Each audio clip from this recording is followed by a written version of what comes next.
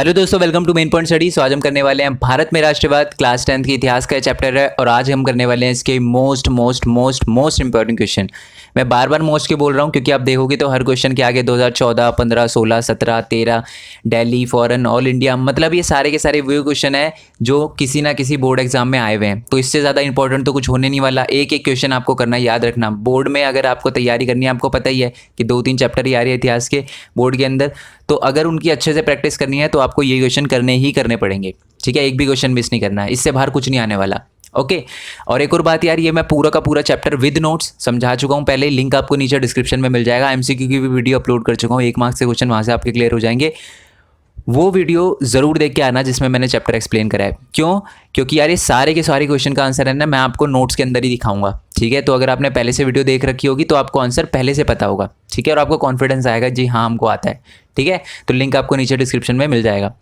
पहला क्वेश्चन है कि रॉलेट एक्ट क्या है। 2011 में आया हुआ क्वेश्चन है। तो मैं आपको बता दूं, रॉलेट एक्ट जो था वो 1919 फरवरी में जो इंपीरियल लेजिस्लेचर काउंसिल ने लगाया था। ठीक है, इस कानून के तहत ब्रिटिश सरकार को बहुत सारी ताकत दे दी गई थी। एक ताकत जिसमें से यह थी कि वह किसी भी राजनीतिक कैदी को 2 साल तक बिना मुकदमा चलाए जेल में रख सकती है। ठीक है जी, ये था रॉलेट एक्ट। और मैं आपको दिखा देता हूँ ये रॉलेट एक्ट कहाँ लिखा हुआ है। ये देखो जी, ये लिखा हुआ रॉलेट एक्ट। ओके, नोट्स के अंदर। नेक्स्ट क्वेश्चन आपका, खिलाफत आंदोलन क्यों शुरू किया गया और यह आंदोलन किसने शुरू किया।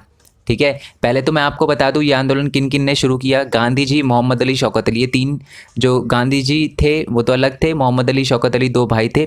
इन तीनों ने मिलकर जो था खिलाफत आंदोलन शुरू किया था। और खिलाफत आंदोलन क्यों शुरू किया गया था? क्योंकि ऑटोमन साम्राज्य, ठीक है, प्रथम विश्व युद्ध में ऑटोमन साम्राज्य हार गया था। ठीक है, जो कि एक इस्लामिक साम्राज्य था। और यह अफवाह फैल गई थी कि ऑटोमन साम्राज्य के जो आध्यात्मिक गुरु हैं, ठीक है, इस्लामिक के जो आध्यात्मिक गुरु होते हैं, सबसे बड़ी पोस्ट होती है जिनको कहा जाता है खलीफा। तो खलीफा की जो पावर है उनको कम कर दिया जाएगा। ठीक है, उन पे शांति संधि थोपी जाएगी। और इसी के चलते भारत में खिलाफत आंदोलन शुरू किया गया ताकि खलीफा की पावर को डिफेंड किया जा सके, उनकी पावर को कम ना होने दिया जाए। ठीक है जी, आई होप ये आपको क्लियर हो गया हूँ। मैं आंसर दिखा देता हूँ इसका, कहाँ लिखा हुआ है। ये देखो जी, ये लिखा हुआ खिलाफत मुद्दा। ठीक है जी, अच्छे से करना है, आपको लर्न करना है। नोट्स के अंदर पता ही है आपको कि दे रखा है, तो आपको नोट्स तो अच्छे से लर्न करने ही करने हैं। ओके, जो खलीफा वाला क्वेश्चन है 2012 में आया हुआ है। नेक्स्ट क्वेश्चन की बात करते हैं। क्वेश्चन नंबर 3, असहयोग आंदोलन को वापस लेने का मुख्य कारण बताइए। आपको पता है ना कि गांधी जी ने असहयोग आंदोलन चलाया था। मैं आपको बता दूं, असहयोग आंदोलन को असहयोग खिलाफत आंदोलन भी कहते हैं, तो कन्फ्यूज़ नहीं होना। ठीक है, ये चीज़ याद रखनी है आपको। अब इसको वापस लेने का मुख्य कारण क्या था? क्योंकि गांधी जी थे अहिंसा के पुजारी। ठीक है, फरवरी 1922 के अंदर क्या हो गया था, गोरखपुर के अंदर एक जगह है चौरी चौरा, वहाँ पर क्या हो गया था, हिंसा हो गई थी। ठीक है, सत्याग्रही और जो ब्रिटिश सरकार के जो मुलाजिम है, ठीक है, जो उनके फौजी वगैरह हैं, उनसे लड़ाई हो गई थी, खून खराब हो गया था, जिसके कारण गांधी जी ने देखा कि ये तो हिंसा हो गई है, खून खराब हो गया। इसी की वजह से गांधी जी ने क्या किया, असहयोग आंदोलन वापस ले लिया। ठीक है जी, 2013 में आया हुआ क्वेश्चन है, ये इंपॉर्टेंट क्वेश्चन है, ये भी नोट्स में लिखा हुआ है। चलो दिखाई देता हूँ पहले तो मैं आपको। ये देखो जी, ये नीचे लिखा हुआ है, जस्ट अ सेकेंड। ये देखो, फैब 1922 के अंदर ये गांधी जी ने वापस ले लिया था, क्योंकि वो जो गोरखपुर के में जो स्थित है ना चौरी चौरा, वहाँ पर बाज़ार में क्या हो गया था, शांतिपूर्वक जुलूस पे पुलिसों ने हिंसक टकराव हो गया था सत्याग्रह के बीच में और पुलिस के बीच में। इसी की वजह से गांधी जी ने इतिहास सहयोग आंदोलन वो वापस ले लिया था। ठीक है जी, नेक्स्ट क्वेश्चन की बात करते हैं कि वंदे मातरम का नारा किसने दिया और यह सबसे पहले किस उपन्यास में शामिल हुआ। 2014 में आया हुआ क्वेश्चन है बोर्ड के एग्जाम में। तो मैं आपको बता दूं यार, वैसे तो 1-1 मार्क्स का क्वेश्चन है। ठीक है, ये मैंने 1 मार्क्स की जो वीडियो बनाई थी उसमें मैंने कवर करवा दिया, बट मैं आपको फिर बता देता हूँ क्योंकि इंपॉर्टेंट क्वेश्चन है। वंदे मातरम का जो नारा है वो बंकिम चंद्र चट्टोपाध्याय ने दिया था। ठीक है, और यह सबसे पहले आनंद मठ, ठीक है, एक उपन्यास है, उसमें शामिल हुआ था। ये भी मैंने नोट्स में करवा रखा है। यार बार बार आपको मैं नोट्स दिखा रहा हूँ, तो अब नहीं दिखाऊंगा नोट्स, क्योंकि आपको पता ही है कि सारे के सारे नोट्स, ये देखो, बंकिम चंद्र चट्टोपाध्याय ने और आनंद मठ इस पे शामिल हुआ था। ठीक है, चलो जी नेक्स्ट क्वेश्चन की बात करते हैं कि गांधी जी ने भारत में आने के बाद पहली, दूसरी और तीसरी बार सत्याग्रह कहाँ किया। अब इसके आगे देखो लिखा नहीं है 2011 में, 12 में, 13 में। एक्चुअली ये तीनों की तीनों, मतलब गांधी जी जब भारत आए थे, कब, कहाँ से आए थे गांधी जी भारत?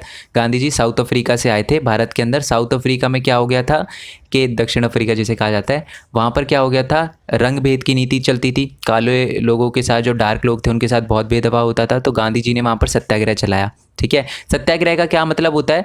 बेसिकली सत्याग्रह का मतलब ये होता है कि अगर आप सच्चाई के रास्ते पे चल रहे हो, ठीक है, अगर आप किसी अनजस्ट के खिलाफ, गलत काम के खिलाफ आवाज़ उठा रहे हो, तो आपको खून खराबा करने की ज़रूरत नहीं है, आप अहिंसा से भी अपनी बात मनवा सकते हो। ठीक है, वहाँ पर गांधी जी ने सत्याग्रह किया, वो सक्सेसफुल हुआ। तो उसके बाद गांधी जी 1915 में भारत आए। उसके बाद 1916, 1917 और 1918, इन तीनों साल में गांधी जी ने 3 अलग अलग जगह भारत के अंदर सत्याग्रह किया। ठीक है जी, अब कहाँ कहाँ किया? 1916 के अंदर उन्होंने किया था चंपारण बिहार के अंदर। नोट्स में मैं दिखा दूंगा, वैसे तो अब आपको पता चल ही चुका क्योंकि नोट्स के अंदर सारे के सारे आंसर मिल जाएंगे आपको। ये देखो जी, चंपारण बिहार के अंदर किया था 1916 के अंदर, क्योंकि जो ब्रिटिश सरकार थी ना, वो बार बार बोलती थी चंपारण के किसानों को कि आप सिर्फ और सिर्फ नील की खेती करो, किसान नहीं करना चाहते थे। तो इसी वजह से किसानों ने गांधी जी की हेल्प ली और कहा कि हमें इनसे बचाओ। ठीक है, मैप में इससे रिलेटेड क्वेश्चन आते हैं कि मैप में मार्क करो, और मैं मैप की भी वीडियो अलग से बना चुका हूँ, लिंक आपको नीचे डिस्क्रिप्शन में मिल जाएगा। नेक्स्ट जो है कि गांधी जी ने 1917 के अंदर किया आंदोलन। कहाँ किया था? सत्याग्रह कहाँ किया था? खेड़ा गुजरात के अंदर। क्यों किया था? क्योंकि फसल ख़राब हो गई थी। ठीक है, और जिसके कारण क्या था, वहाँ के जो किसान थे वो अपना कर नहीं चुका पा रहे थे, जिसकी वजह से वो ये चाहते थे कि कर को कम कर दिया जाए। ठीक है, ब्रिटिश सरकार जो है वो फसल पे कर लेती थी, जो फसल तो है वो ख़राब हो गई थी, तो कर तो देना ही था। तो इसकी वजह से किसानों ने कहा कि हमारा कर माफ़ करवा दो गांधी जी। तो उसके लिए गांधी जी ने क्या किया? सत्याग्रह किया। तीसरा जो सत्याग्रह किया गांधी जी ने 1918 के अंदर किया था, अहमदाबाद गुजरात के अंदर। ठीक है, क्योंकि वहाँ सूती कपड़ा मिल के अंदर जो मज़दूरों की जो इनकम थी वो बहुत ही कम थी, तो मज़दूरों की जो इनकम है उसको बढ़ाने के लिए, उनके रोज़गार को बढ़ाने के लिए गांधी जी ने आंदोलन किया, सत्याग्रह किया, सत्याग्रह आंदोलन किया। ठीक है, नेक्स्ट क्वेश्चन है आपका कि जो गांधी जी के अनुसार सत्याग्रह का विचार क्या था। देखो सिंपल सीधी बात है, आपको पता ही है कि गांधी जी का कहना था कि अगर आप सच्चाई के रास्ते पे चल रहे हो, अगर आपकी लड़ाई जो है वो गलत काम के खिलाफ है, तो आपको खून खराबा करने की ज़रूरत नहीं है, आप अहिंसा के मार्ग पर चलते हुए भी अपनी बात मनवा सकते हो। इसी को कहते हैं सत्याग्रह। यही गांधी जी के सत्याग्रह का विचार था। 2014 में आया हुआ क्वेश्चन है, बोर्ड के एग्जाम में इंपॉर्टेंट क्वेश्चन है। ठीक है, नेक्स्ट क्वेश्चन की बात करते हैं कि गांधी जी ने रॉलेट एक्ट के खिलाफ राष्ट्रीय स्तर पर सत्याग्रह करने का क्यों सोचा। ठीक है, तो ये आपको बताना है। ऑल इंडिया 2010 में आया हुआ है, 2014 में आया हुआ है, दिल्ली 2015 में आया हुआ है और 2017 में भी आया हुआ है क्वेश्चन। ठीक है, सबसे पहले तो रॉलेट एक्ट की आपको डेफिनेशन लिख देनी है कि रॉलेट एक्ट क्या था। ठीक है, अब गांधी जी ने रॉलेट एक्ट के खिलाफ आंदोलन क्यों निकाला? क्योंकि गांधी जी को लगता था कि ये जो कानून है बहुत ही गलत है। क्यों? क्योंकि ये इस कानून जब ये लागू हो रहा था ना, तो भारत में जो भारतीय जो लीडर थे, ठीक है, जो काउंसिल के अंदर बैठे हुए थे, उन्होंने विरोध किया था, फिर भी इस कानून को लागू कर दिया गया। ठीक है, इस कानून के तहत ब्रिटिश सरकार को बहुत ज़्यादा पावर दे दी गई, ये दूसरा पॉइंट है। और तीसरा पॉइंट ये है कि इस कानून के तहत भारत के किसी भी राजनीतिक नेता को, जो ब्रिटिश सरकार थी, वो 2 साल तक बिना मुकदमा चलाए जेल में रख सकती थी, जो कि एक बहुत खतरनाक चीज़ थी। तो इन्हीं 3 चीज़ों के चलते गांधी जी ने राष्ट्रीय स्तर पर रॉलेट एक्ट सत्याग्रह करने का सोचा। ठीक है जी, नेक्स्ट क्वेश्चन की बात करते हैं कि असहयोग आंदोलन शहरों के अंदर धीमा क्यों पड़ गया। आपको पता है ना कि गांधी जी ने असहयोग आंदोलन चलाया था। ठीक है, असहयोग आंदोलन जो चलाया था गांधी जी ने, शहरों में वो बहुत तेज़ी से बढ़ा, बहुत तेज़ी से फैला, बट उसी तेज़ी से वो नीचे भी आ गया। अब इसका रीज़न क्या है? क्योंकि गांधी जी ने बोला था कि आप क्या करो, स्कूल कॉलेज छोड़ दो। बच्चों ने स्कूल कॉलेज जाना छोड़ दिया, जो ब्रिटिश चलाती थी स्कूल कॉलेज जाना छोड़ दिया। टीचर ने स्कूल में पढ़ाना छोड़ दिया। ठीक है, और जो लॉयर वगैरह थे, जो वकील थे, उन्होंने अपनी लीगल प्रैक्टिस करना छोड़ दिया, मुकदमा लड़ना छोड़ दिया। फ़ॉरेन कपड़ों को, ठीक है, बॉयकॉट किया जाने लगा। ठीक है, उनको एक तरह से बिल्कुल ही कहा जाने लगा कि इनका प्रयोग मत करो। ठीक है, और साथ ही में बहुत सारी चीज़ें करी गई। ठीक है, पर धीरे धीरे ये आंदोलन जो था वो शहरों के अंदर धीमा पड़ गया। इसका रीज़न क्या था? गांधी जी ने तो बोल दिया कि आप स्कूल मत जाओ, बट बहुत लंबे समय तक ये जारी नहीं रह पाया, क्योंकि पढ़ेगा इंडिया तभी तो बढ़ेगा इंडिया। ठीक है, तो बच्चों ने दोबारा से स्कूल ज्वाइन कर लिया। ठीक है, टीचर को भी इनकम वगैरह चाहिए थी, इसलिए टीचर ने दोबारा ज्वाइन कर लिया। ठीक है, गांधी जी ने बोला था कि जी फॉरेन गुड्स को मत यूज़ करो, उनके कपड़ों को यूज़ मत करो, विदेशी कपड़ों को यूज़ मत करो। तो लोगों ने कहा ठीक है जी नहीं करेंगे, बट आप बताओ हम क्या करें, फिर क्या पहने? तो उन्होंने बोला खादी का प्रयोग करो। ठीक ठीक है। भारत का कपड़ा, भारत के चरखे वगैरह से जो बनाते थे गांधी जी, उन कपड़ों का यूज़ करो। वो आते थे महंगे, गरीब लोग उसको खरीद नहीं सकते थे, तो इसलिए दोबारा से गरीब लोगों ने क्या किया कि जो विदेशी कपड़े थे उनका प्रयोग करना शुरू कर दिया। इसी वजह से जो आंदोलन था हमारा वो ठहर सा गया, ठीक है। असहयोग आंदोलन जितनी तेज़ी से ऊपर बढ़ा था उतनी तेज़ी से नीचे भी आ गया, धीमा पड़ गया शहरों के अंदर, ठीक है। दिल्ली 2012, 2015, फौरन 2014 में आया हुआ क्वेश्चन है, इंपॉर्टेंट क्वेश्चन है ये। ओके, नेक्स्ट क्वेश्चन की बात करते हैं। दूसरी गोलमेज सम्मेलन से आने के बाद गांधी जी ने सविनय अवज्ञा आंदोलन दोबारा क्यों शुरू किया? आपको पता है ना, गांधी जी ने सविनय अवज्ञा आंदोलन शुरू किया था, ठीक है। सविनय अवज्ञा आंदोलन के अंदर गांधी जी ने बोला था कि आप जो है कानून तोड़ सकते हो, ब्रिटिश के कानून तोड़ सकते हो। और गांधी जी ने सविनय अवज्ञा आंदोलन की शुरुआत ही करी थी नमक यात्रा से, और नमक के कानून को तोड़ा था। क्वेश्चन ये है कि गांधी जी जब दूसरी गोलमेज सम्मेलन से वापस आए थे तो गांधी जी ने दोबारा से सविनय अवज्ञा आंदोलन क्यों शुरू कर दिया? क्योंकि एक बार गांधी जी ने बंद कर दिया था सविनय अवज्ञा आंदोलन। अगर आपने वीडियो देखी होगी चैप्टर की तो आपको बहुत अच्छे से पता होगा। तो क्यों कर दिया? पहला रीज़न तो था कि गोलमेज सम्मेलन हुई थी, दूसरी गोलमेज सम्मेलन हुई थी, उसमें गांधी जी को कोई फ़ायदा नहीं हुआ, गांधी जी को निराश लौटना पड़ा। इसकी वजह से गांधी जी ने सोचा कि दोबारा से सविनय अवज्ञा आंदोलन चलाएंगे। दूसरा रीज़न, जब वो भारत के अंदर आए थे तो उन्होंने ये देखा कि जो ब्रिटिश सरकार है वो भारत के लोगों के साथ बहुत बुरा करती है, बर्बरता कर रही है। इसी वजह से गांधी जी ने सोचा कि दोबारा से सविनय अवज्ञा आंदोलन चलाना पड़ेगा। तीसरा रीज़न क्या था कि बहुत सारे कांग्रेस के नेताओं को जेल में डाल दिया था, कांग्रेस को इनलीगल घोषित कर दिया था। इसी की वजह से गांधी जी ने सोचा, ये 3 रीज़न है, इसकी वजह से गांधी जी ने सोचा कि सविनय अवज्ञा आंदोलन दोबारा चलाना पड़ेगा। अगर मैं थोड़ा तेज़ बोल रहा हूँ तो वीडियो की स्पीड सेटिंग में जाकर थोड़ी स्लो कर लेना, ठीक है, क्योंकि वीडियो ऐसे लेंथी बन जाएगी दोस्त। नेक्स्ट क्वेश्चन है कि नमक यात्रा सविनय अवज्ञा आंदोलन का आधार कैसे बना? ठीक है, आपको पता ही है कि जो ब्रिटिश सरकार थी उन्होंने नमक पर टैक्स लगा दिया था, नमक पे कर लगा दिया था, ठीक है। ये बोला था कि सिर्फ और सिर्फ ब्रिटिश सरकार ही समुद्र से पानी से नमक बना सकती है, ठीक है। बट गांधी जी ने बोला कि बहुत ख़राब टैक्स है। मैं आपको बता दूं आज भी भारत के अंदर नमक पे कोई टैक्स नहीं है। इसी वजह से नहीं है क्योंकि गांधी जी ने नमक यात्रा करके ब्रिटिश के इस चीज़ को, क्योंकि नमक ऐसी चीज़ है जो कि गरीब और अमीर दोनों यूज़ करते हैं, इसलिए गांधी जी ने सोचा कि नमक पर जो कर है वो लगाना बहुत ही बुरा डिसीजन है ब्रिटिश सरकार को और उसको ये रोकना पड़ेगा, और अगर उसने नहीं रोका तो हम खुद इस कानून को तोड़ेंगे, ठीक है। तो इसीलिए ही नमक को गांधी जी ने एक आधार बनाया सविनय अवज्ञा आंदोलन का, क्योंकि नमक एक ऐसी चीज़ थी जो अमीर और गरीब दोनों प्रयोग करते थे और दोनों चाहते थे कि जो नमक कर है वो हट जाए। और गांधी जी ने नमक कर को इसलिए चुना क्योंकि इसी ने गरीब और अमीर को साथ में लाया, ठीक है, क्योंकि दोनों पे ही इफेक्ट पड़ता है इसका, इसलिए दोनों ने आंदोलन किया।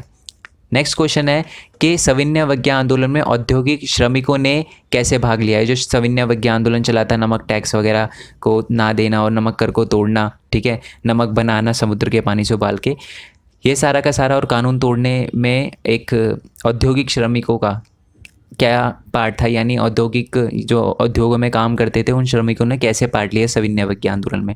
पहले तो मैं आपको बता दूं बहुत कम ऐसी जगह थी जहाँ पर जो औद्योगिक श्रमिक थे उन्होंने पार्टिसिपेट करा, उन्होंने भाग लिया।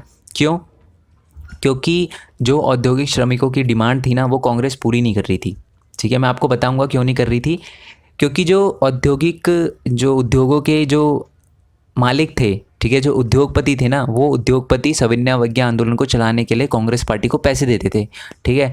पर अगर कांग्रेस जो पार्टी है वो अगर वर्करों का, औद्योगिक वर्करों का, श्रमिकों का जो डिमांड है मानती, तो जो उद्योगपति है वो तो नाराज़ हो जाते। क्यों? क्योंकि जो श्रमिक है वो तो यही चाहेंगे कि उनकी सैलरी बढ़ा दी जाए, उद्योगपति ऐसा नहीं चाहेंगे। अगर कांग्रेस ने उनका साथ दिया तो जो उद्योगपति है वो तो ये कहेंगे हम आपको पैसे भी दे रहे हैं और हमारे साथ आप ऐसा भी कर रहे हो, ठीक है, श्रमिकों को भड़का रहे हो कि सैलरी बढ़ा रहे हो उनकी। तो इसीलिए जो श्रमिक है उन्होंने बहुत कम पार्टिसिपेट किया क्योंकि कांग्रेस उनका सपोर्ट नहीं कर रही थी, ठीक है। कहाँ पर पार्टिसिपेट किया उन्होंने? कुछ ऐसी जगह थी जैसे नागपुर में बहुत बड़े लेवल पे श्रमिकों ने आंदोलन किया, ठीक है। उन्होंने गांधी के आइडिया को अपनाया, गांधी टोपी लगाई, ठीक है, फॉरेन गुड्स का बहिष्कार किया, फॉरेन कपड़ों का बहिष्कार किया, ये सारी की सारी चीज़ें करी थी। 2012 में आया हुआ क्वेश्चन है, ठीक है। नेक्स्ट क्वेश्चन की बात करते हैं कि ब्रिटिश सरकार ने रॉलेट एक्ट सत्याग्रह को रोकने के लिए कौन से कदम उठाए?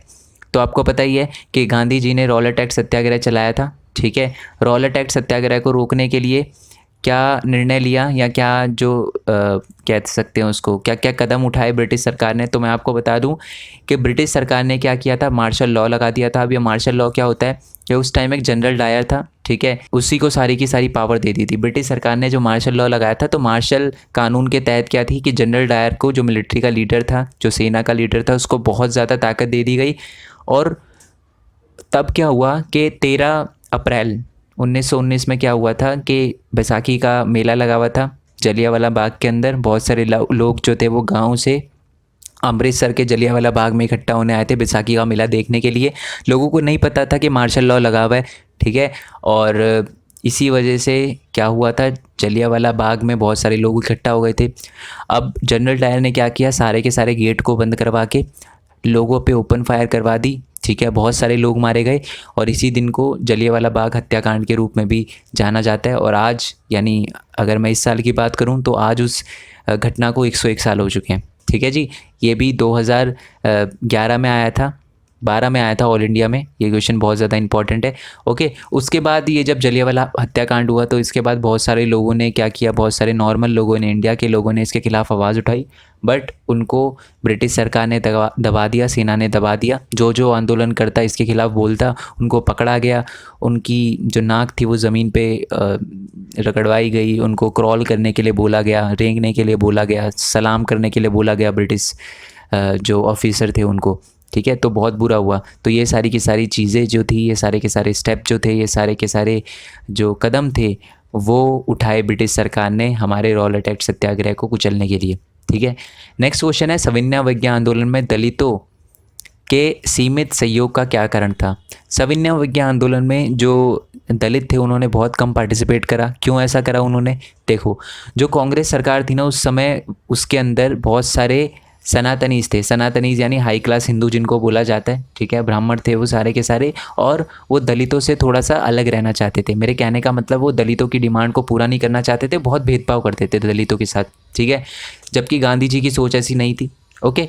तो जो दलित की डिमांड थी वो पूरी नहीं हो रही थी, ठीक है, ना भी कांग्रेस पूरी करना चाहती थी दलितों की डिमांड। इसी की वजह से दलितों ने कहा कि इस सविनय अवज्ञा आंदोलन से हमारा कोई फ़ायदा नहीं होगा, ठीक है, हम सिर्फ़ और सिर्फ आंदोलन करके ठहर जाएंगे और हमारी कोई डिमांड पूरी नहीं होगी। इसी वजह से दलितों ने सविनय अवज्ञा आंदोलन में अपना सहयोग नहीं दिखाया, सीमित सहयोग रखा, सहयोग करा बट बहुत कम सहयोग करा, ठीक है। 2013 में आया हुआ क्वेश्चन है, इंपॉर्टेंट क्वेश्चन है, ठीक है। इसी से रिलेटेड एक और क्वेश्चन बता देता हूँ मैं आपको कि सविनय अवज्ञा आंदोलन में बहुत सारे मुस्लिम लोगों ने भी बहुत कम पार्टिसिपेट करा। इसका भी रीज़न है क्योंकि मैंने अभी बताया कांग्रेस में जो थे वो हाई क्लास हिंदू थे, वो हिंदू रिचुअल को ज़्यादा मानते थे। तो इसी की वजह से मुस्लिम को लगा कि यार ये थोड़ा सा हमारे पक्ष में नहीं है, ठीक है, ये सिर्फ हिंदूइज़्म को प्रमोट कर रहे हैं, हिंदू कल्चर को प्रमोट कर रहे हैं, ठीक है। तो इसी वजह से जो मुस्लिम लोग थे उन्होंने सविनय अवज्ञा आंदोलन में इतना बढ़ चढ़ के पार्ट नहीं लिया, ठीक है, क्लियर हो गया, ओके जी। नेक्स्ट क्वेश्चन है कि सविनय अवज्ञा आंदोलन में औरतों ने कैसे भाग लिया, ठीक है। ये सारे के सारे आंसर आपको नोट्स में मिल जाएंगे, मैं बार बार नोट्स खोल के नहीं दिखा रहा आपको क्योंकि ऐसे बहुत टाइम लग जाएगा, आपका ही टाइम वेस्ट होगा, ठीक है।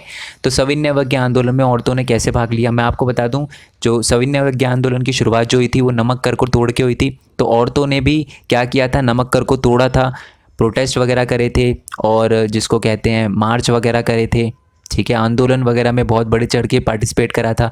उन्होंने भी नमक को बनाया था पानी को उबाल कर और उनको इसकी वजह से जेल भी जाना पड़ा, ठीक है, बट वो जेल गई और उन्होंने बहुत बड़े लेवल पे पार्टिसिपेट करा सविनय अवज्ञा आंदोलन में। उन्होंने ये बोला कि ये हमारी एक पवित्र ड्यूटी है, ठीक है, मतलब ये एक हमारा एक दायित्व है जो हमें पूरा करना है अपने देश के लिए, ठीक है। ये क्वेश्चन जो है 2014 में आया था और मैं बता दूं ये वाला क्वेश्चन तो मोस्ट इंपॉर्टेंट, सारे क्वेश्चन मोस्ट इंपॉर्टेंट है, सब बोर्ड में आए हुए हैं तो इंपॉर्टेंट है, ये बार बार बोलने की ज़रूरत नहीं है मेरे को। 2014 में आया हुआ है, फॉरेन 2014 में, दिल्ली में 2014 में, ऑल इंडिया 2014 में आया हुआ है क्वेश्चन है, ठीक है। नेक्स्ट क्वेश्चन की बात करते हैं कि असहयोग आंदोलन किन किन परिस्थितियों के कारण शुरू हुआ, असहयोग आंदोलन शुरू करने के कारण बताइए, ठीक है। देखो असहयोग आंदोलन जो था वो क्यों शुरू हुआ, पहली बात तो जो थी वो रॉलेट एक्ट लगाया था ब्रिटिश सरकार ने, इसकी वजह से असहयोग आंदोलन करा। दूसरी जो चीज़ थी वो थी कि जलियांवाला बाग हत्याकांड हो गया था जिसकी वजह से लोग चाहते थे कि अब इसका जवाब दिया जाए, इसकी वजह से असहयोग आंदोलन चलाया गया था, ठीक है। और तीसरा रीज़न जो था इसका वो ये था कि खिलाफत इशू, ठीक है, खिलाफत इशू यानी बता ही चुका हूँ मैं आपको कि खलीफा की पावर को डिफेंड करने के लिए क्या हुआ था, उनकी पावर को बचाए रखने के लिए जो था असहयोग आंदोलन को खलीफत आंदोलन से मिला दिया गया, ये तीसरा रीज़न था। ओके, तो ये सारे के सारे 3 रीज़न थे जिसकी वजह से असहयोग आंदोलन चलाया गया। कौन कौन सी रीज़न थे? पहला तो खिलाफत आंदोलन की वजह से चलाया गया, ताकि जो हमारे मुस्लिम लोग हैं, ठीक है, उनको ऐसा लग रहा था कि जो खलीफा है उनकी पावर को कम कर दिया जाएगा, उनकी पावर को मतलब बहुत ही ज़्यादा कम कर दिया जाएगा। इसी की वजह से असहयोग आंदोलन चलाया गया। गांधी जी ने मोहम्मद अली और शौकत अली के साथ मिलकर असहयोग खिलाफत आंदोलन, देखो इसलिए मैं बोल रहा हूँ असहयोग खिलाफत आंदोलन और असहयोग आंदोलन सेम ही बात है। पहला रीज़न तो खिलाफत था, दूसरा रॉलेट एक्ट लगा दिया था, तीसरा जलियांवाला बाग हत्याकांड हो गया था, और चौथा ये है कि वो हिंदू और मुस्लिम को साथ में लाने के लिए आंदोलन कर रहे थे, असहयोग आंदोलन गांधी जी। क्यों?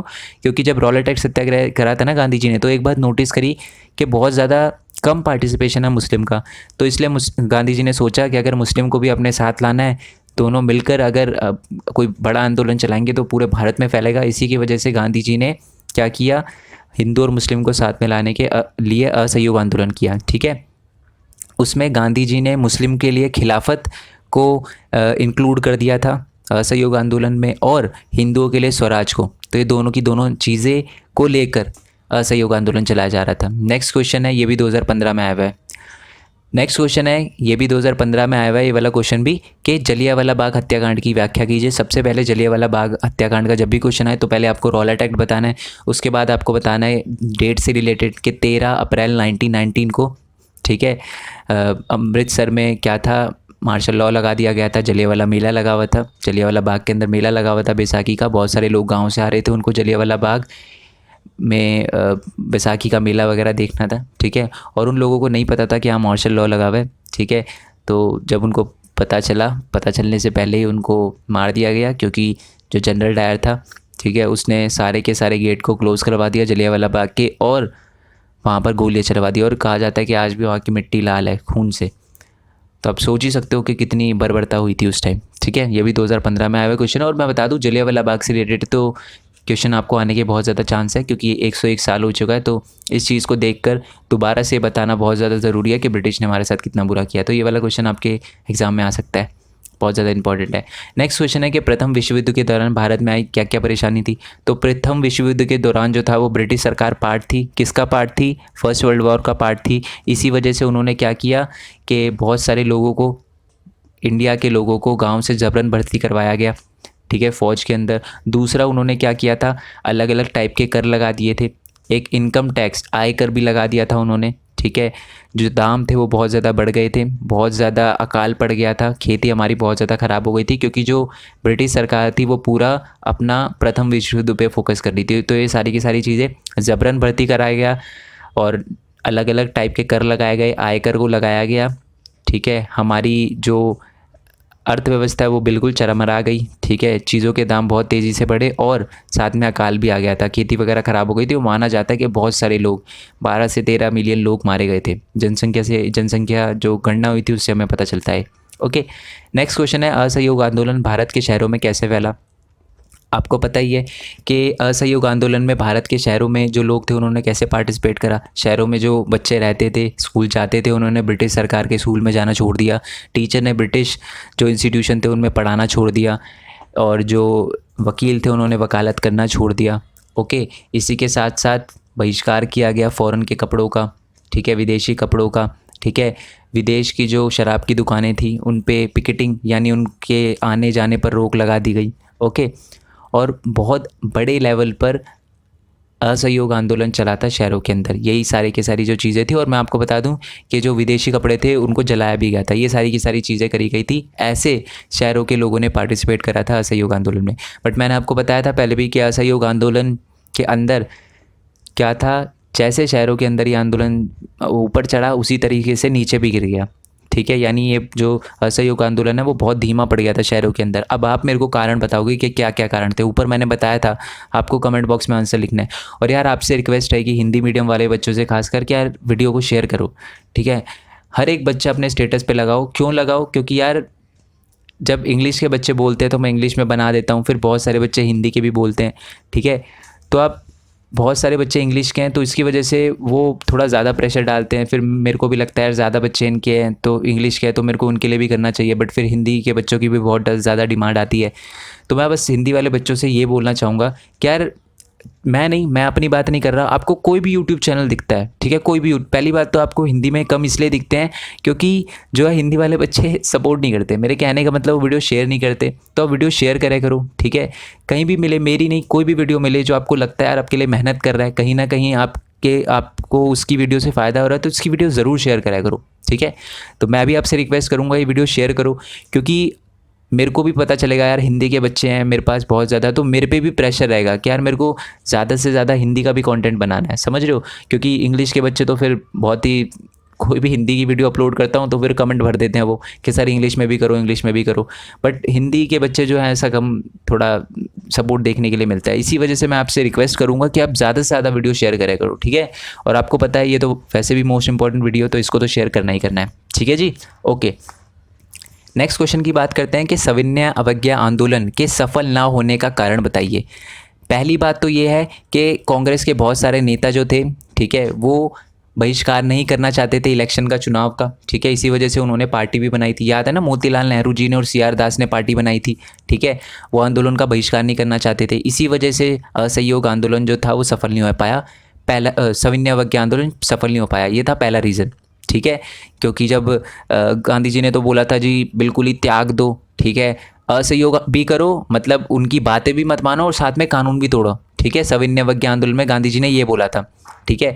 बट जो बहुत सारे नेता थे वो ये चाहते थे कि यार चुनाव का बहिष्कार नहीं करना चाहिए, तो ये बहुत बड़ी प्रॉब्लम हो गई। गांधी जी कुछ और बोल रहे थे, कांग्रेस के कुछ लीडर और कुछ बोल रहे थे, इसी वजह से सफल नहीं आया। दूसरा रीज़न, दलितों ने कम पार्टिसिपेट करा। क्यों करा आपको पता ही है, क्योंकि कांग्रेस उनके साथ भेदभाव करती थी, उनकी डिमांड को फुलफिल नहीं कर रही थी। तीसरा, जो मुस्लिम्स थे वो भी बहुत कम सपोर्ट कर रहे थे। इसका रीज़न क्या था, क्यों, क्योंकि उनको लगता था कि जो कांग्रेस पार्टी है वो सिर्फ, क्योंकि उसमें ज़्यादातर उस टाइम जो थे वो सनातनीज थे कांग्रेस के अंदर, तो वो क्या कर रहे थे, उनको लग रहा था मुस्लिम को कि सिर्फ हिंदुज़म को सपोर्ट कर रहे हैं, हिंदू कल्चर को सपोर्ट कर रहे हैं, हिंदू महासभा को ओपनली सपोर्ट कर रहे हैं, इसी की वजह से उन्होंने पार्टिसिपेट नहीं करा, ठीक है, ओके जी।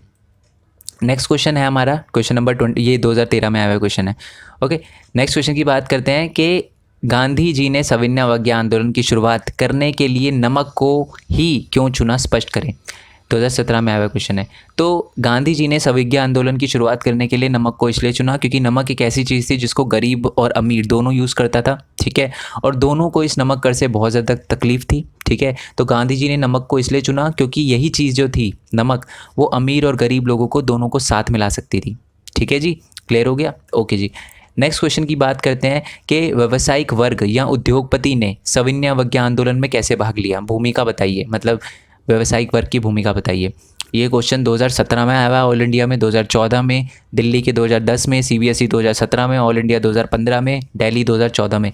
इतनी बार ये क्वेश्चन आया हुआ है, तो पता ही है फिर क्या करना है आपको, अच्छे से लर्न करना है। तो व्यावसायिक वर्ग यानी जो उद्योगपति थे, बड़े बड़े अमीर लोग थे, उन्होंने कैसे सविनय अवज्ञा आंदोलन में पार्टिसिपेट करा, भाग कैसे लिया। उन्होंने ये कहा कि हम ब्रिटिश की जो कोई भी चीज़ें हैं वो नहीं खरीदेंगे, दूसरे देश से जो आएगी उनको नहीं खरीदेंगे। साथ में उन्होंने क्या किया कि सविनय अवज्ञा आंदोलन को चलाने के लिए फाइनेंशियली यानी आर्थिक तौर पर भी हेल्प करी थी कांग्रेस की, ठीक है। और उन्होंने ये कहा था कि हम किसी भी तरीके की चीज़ों का उपयोग नहीं करेंगे जो कि दूसरी कंट्री से यानी विदेश से आ रही है। तो ऐसे उन्होंने अपनी भूमिका निभाई।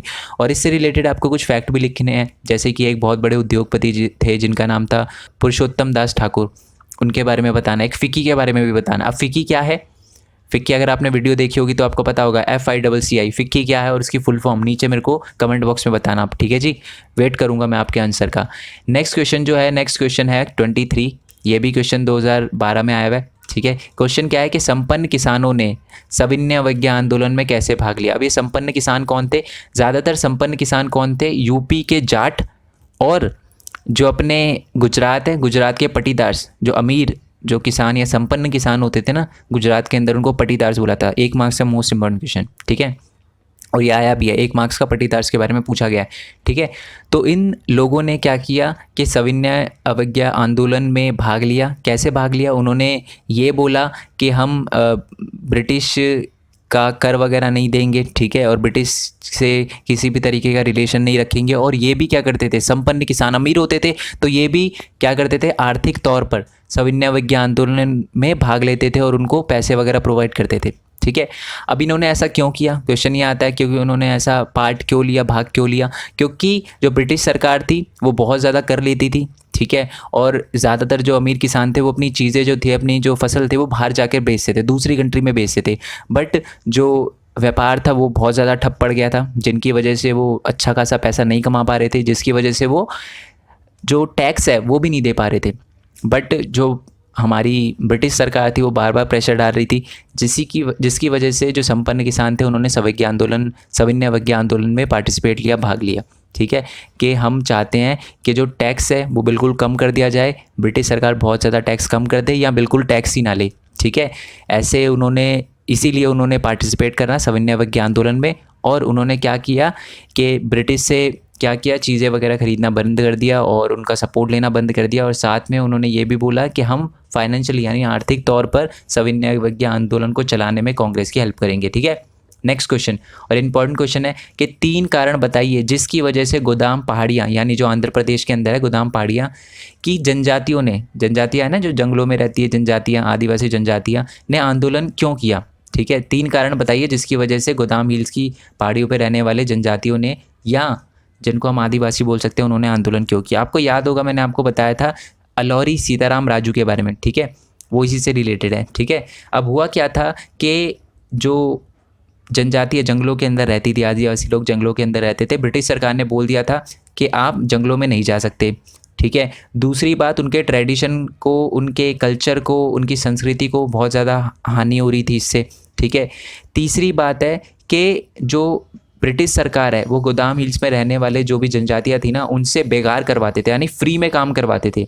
तो इन तीनों रीज़न की वजह से, किस वजह से, पहला तो था कि उनको जंगलों में नहीं जाने दे रहे थे वो, ठीक है, जंगलों का यूज़ नहीं करने दे रहे थे, पहला। दूसरा, उनकी संस्कृति पे बहुत ज़्यादा हानि पहुंच रही थी इससे। तीसरा, कि उनसे बेगार करवाते थे। तो ये 3 रीज़न थे जिनकी वजह से गोदाम पहाड़ियों पर, जो कि आंध्र प्रदेश है, वहाँ के जो आदिवासी थे उन्होंने आंदोलन किया, ठीक है। और उन्होंने गौरिला आंदोलन किया। अब गौरिला मूवमेंट क्या होता है, मतलब खुद ही हथियार लेके लड़ने लग गए थे, खून खराबा करने लग गए थे। और इनके जो लीडर थे वो थे अलौरी सीताराम राजू। आज भी उनको आंध्र प्रदेश में बहुत माना जाता है, एक सुपर हीरो माना जाता है, क्योंकि बहुत बड़ी बात होती है जब आप किसी ऐसे मूवमेंट को लीड करो जो अपने एरिया के लोगों के हित में हो, ठीक है। तो इसलिए आज भी बहुत सारी लोक कथाओं में उनको याद रखा जाता है। 2011 में आया हुआ क्वेश्चन है, इंपॉर्टेंट क्वेश्चन है।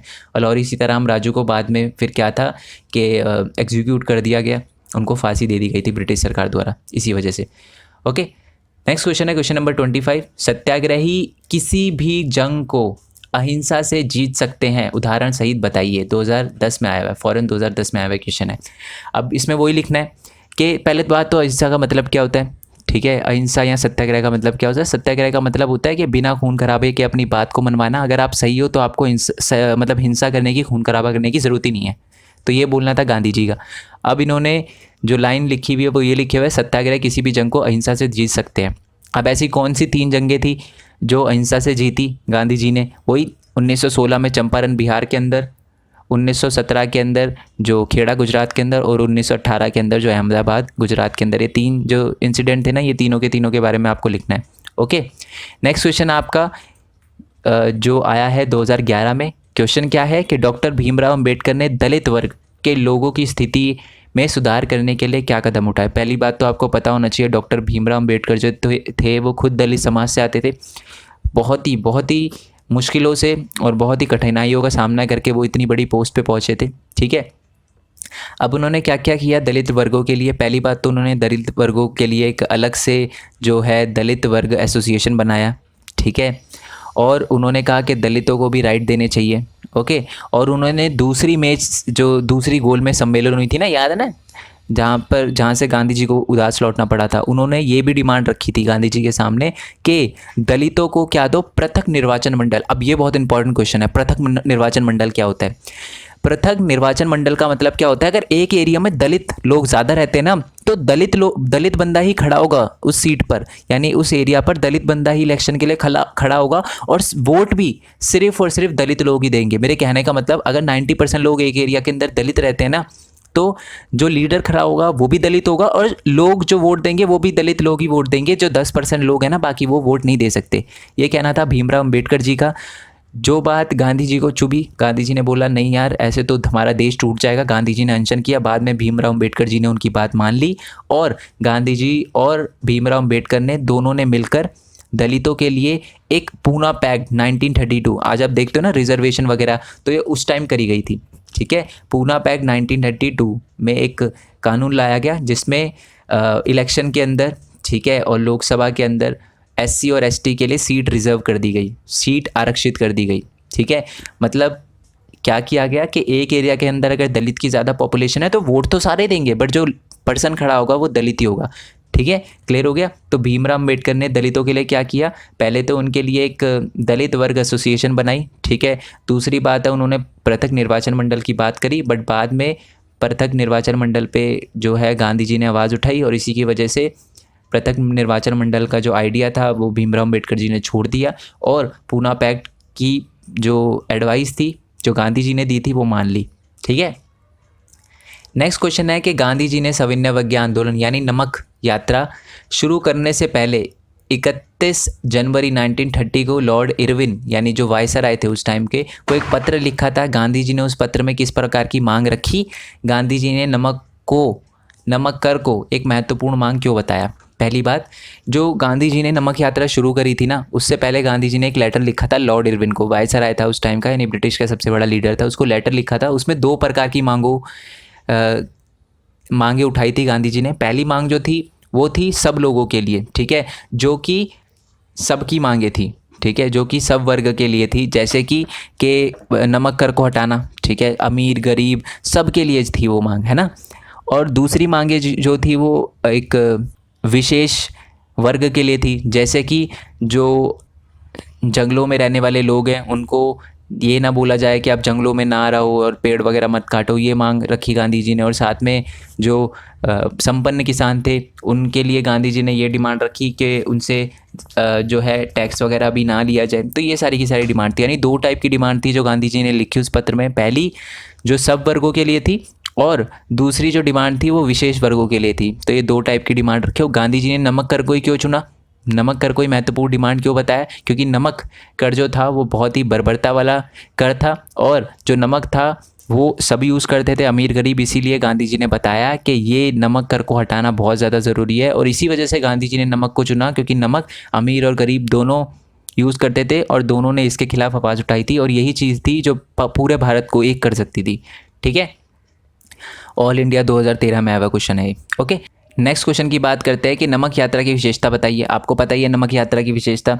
जो नमक यात्रा है वो कब चलाई गई थी, 11 मार्च को, ठीक है, 1930 को चलाई गई थी। ये नमक यात्रा शुरू की गई थी।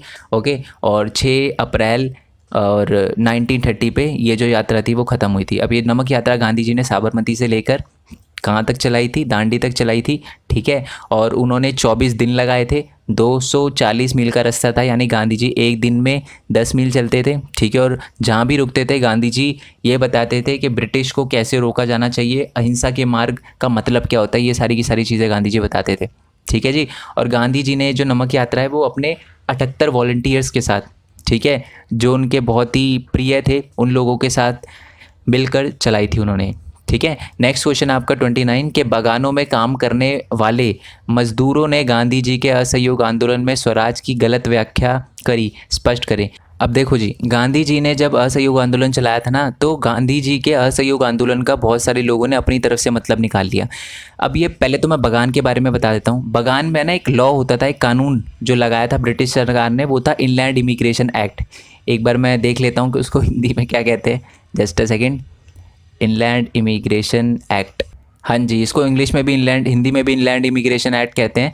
तो जो ब्रिटिश सरकार थी उन्होंने इनलैंड इमिग्रेशन एक्ट लगा रखा था। अभी इनलैंड इमिग्रेशन एक्ट क्या होता है, ठीक है, इस एक्ट के तहत ये बोला गया था कि कोई भी बंदा जो बागान में काम करने के लिए आ रहा है, ठीक है, मजदूर बागान में काम कर रहा है, वो बिना ब्रिटिश सरकार की अनुमति के इस बागान से बाहर नहीं जा सकता। ठीक है, ये इनलैंड इमिग्रेशन एक्ट था जो 1859 में लागू किया गया था। ठीक है, अब जब बहुत सारे लोगों को, बहुत सारे बागान में काम करने वाले मज़दूरों को गांधी जी के स्वराज के बारे में पता चला, तो उन्होंने उसको गलत तरीके से इसकी व्याख्या करी और उन्होंने ये मान लिया कि गांधी जी हमको अपने एरिया के अंदर क्या देंगे, ज़मीन देंगे, हमारे गांव में हमको ज़मीन देंगे। ठीक है। तो इसी वजह से बहुत सारे जो बागान में काम करने वाले मज़दूर थे वो अपने मालिक को बोले, वो मतलब मालिक को उन्होंने बोलना शुरू कर दिया, भाई हम तो चल लिए, खुद देख लेना अपना ये काम धाम। तो अब बहुत सारे बागान में काम करने वाले मज़दूर बाहर निकल गए, ठीक है, बागानों से। और जब वो रेलवे स्टेशन पे पहुँचे ना तो उनको बहुत मार पड़ी, ठीक है। क्यों? क्योंकि उनको पुलिस वालों ने देख लिया, उनको बहुत मारा गया और उनको बोला कि भैया अपने एरिया के अंदर कल्टी हो लो, दोबारा से बागान के अंदर जाओ और काम करना शुरू करो, ठीक है। ये 2017 में दिल्ली में आया हुआ क्वेश्चन है। ओके ओके, अब बात करते हैं कि क्वेश्चन नंबर 30 की, कि अवध के किसान किस तरह की परेशानियों का सामना कर रहे थे। याद है ना आपको, अवध के किसान और जो अपने बाबा रामचंद्रा थे, फिजी से आए थे, है ना, अवध। ओके जी, अवध के जो किसान थे वो 3 चीज़ों का सामना कर रहे थे। पहले तो मैं बता दूँ 2011 में दिल्ली के और 2015 में ऑल इंडिया में आया हुआ क्वेश्चन है। ओके, तो अवध के किसान 3 तरह की परेशानियों का सामना कर रहे थे। पहली परेशानी, जो गरीब किसान थे, ठीक है, वो क्या करते थे, अमीर किसानों की ज़मीन पे काम करते थे और जो अमीर किसान थे उनसे बहुत ज़्यादा किराया वसूलते थे। ये पहली प्रॉब्लम। दूसरी प्रॉब्लम है कि वो क्या करते थे, बेगार करवाते थे। जो अमीर किसान है वो गरीब किसानों से बेगार करवाया करते थे अवध के अंदर, मतलब फ्री में काम करवाया करते थे, ठीक है। तो ये थी उनकी दूसरी परेशानी, जो अवध के किसान थे, छोटे किसान थे। तीसरी परेशानी ये थी कि जो शोषण भी करते थे। मेरे कहने का मतलब जो अमीर किसान हैं वो अवध के गरीब किसानों का शोषण भी करते थे, उनके साथ भेदभाव भी करते थे। तो ये 3 प्रॉब्लम, ठीक है। एक तो ज़मीन का किराया, दूसरा बेगार करवाते थे और तीसरा भेदभाव करते थे। 3 प्रॉब्लम का सामना कर रहे थे अवध के किसान, ठीक है। नेक्स्ट क्वेश्चन की बात करते हैं कि पूना पैक्ट की विशेषता बताइए। पूना पैक्ट आपको पता ही है कि जो हमारे भीमराव अम्बेडकर जी थे उन्होंने पृथक निर्वाचन मंडल की डिमांड करी थी, बट जो हमारे गांधी जी ने बोला कि प्रथम निर्वाचन मंडल जो हमारे देश को तोड़ देगा, ठीक है, कभी भी साथ नहीं आ पाएंगे लोग, दलित लोग बाकी लोगों से कभी भी नहीं मिल पाएंगे। तो इसी वजह से जो गांधी जी हैं उन्होंने कहा कि पूना पैक्ट होना चाहिए। एक कानून लाया गया पूना पैक्ट 1932 सितंबर में, ठीक है, जिसमें ये कहा गया कि जो हमारी SC ST है ना, जो लोग हमारे SC ST हैं, जो दलित है, उनको इलेक्शन में क्या दी जाएगी, रिजर्व सीट दी जाएगी। मतलब बहुत सारे एरिया ऐसे स्थापित कर दिए जहाँ पर सिर्फ़ और सिर्फ SC वर्ग के लोग ही खड़े हो सकते हैं, ठीक है जी। 2015 के ऑल इंडिया में आया हुआ क्वेश्चन है, इंपॉर्टेंट क्वेश्चन है, ठीक है जी। ओके, नेक्स्ट क्वेश्चन की बात करते हैं कि कांग्रेस औद्योगिक श्रमिकों की मांग को अपनाने से क्यों हिचकिचा रही थी। पता ही है आपको, कांग्रेस जो है औद्योगिक श्रमिकों की मांग को अपनाने से इसलिए हिचकिचा रही थी क्योंकि जो उद्योगपति थे, जो उद्योगों के मालिक थे, वो कांग्रेस को आर्थिक सहायता प्रदान करते थे।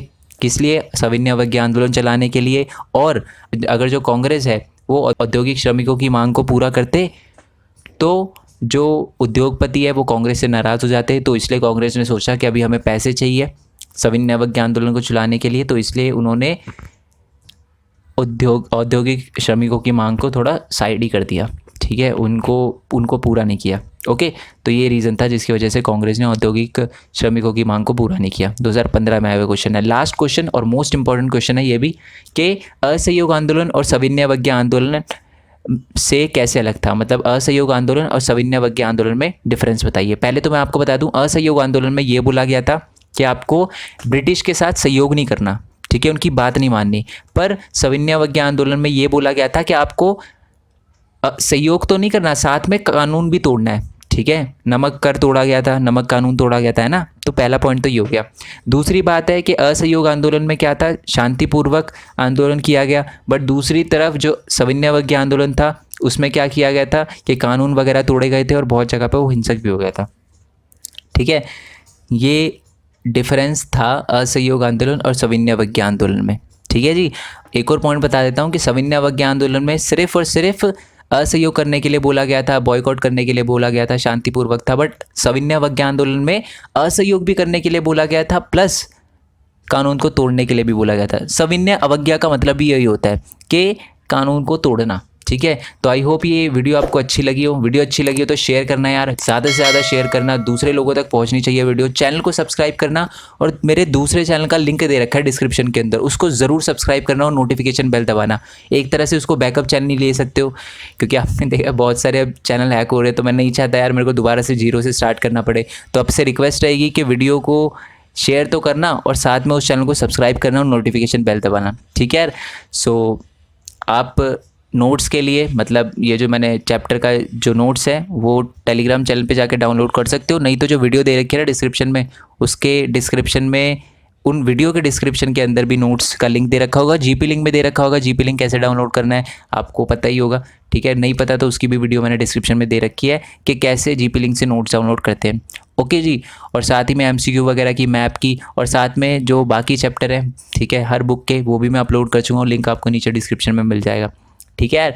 इंस्टाग्राम फेसबुक पे आप अगर मेरे को फॉलो करना चाहो तो कर सकते हो, ठीक है। नेक्स्ट वीडियो के लिए स्टे ट्यून, तब तक के लिए थैंक यू सो मच। और एक और बात बता दूँ यार, 3-3 मार्क्स के क्वेश्चन है ये, ठीक है। ये 3 मार्क्स के क्वेश्चन है, 5 मार्क्स के क्वेश्चन, जो बड़े क्वेश्चन है वो मैं अभी भी अपलोड करूँगा, ठीक है।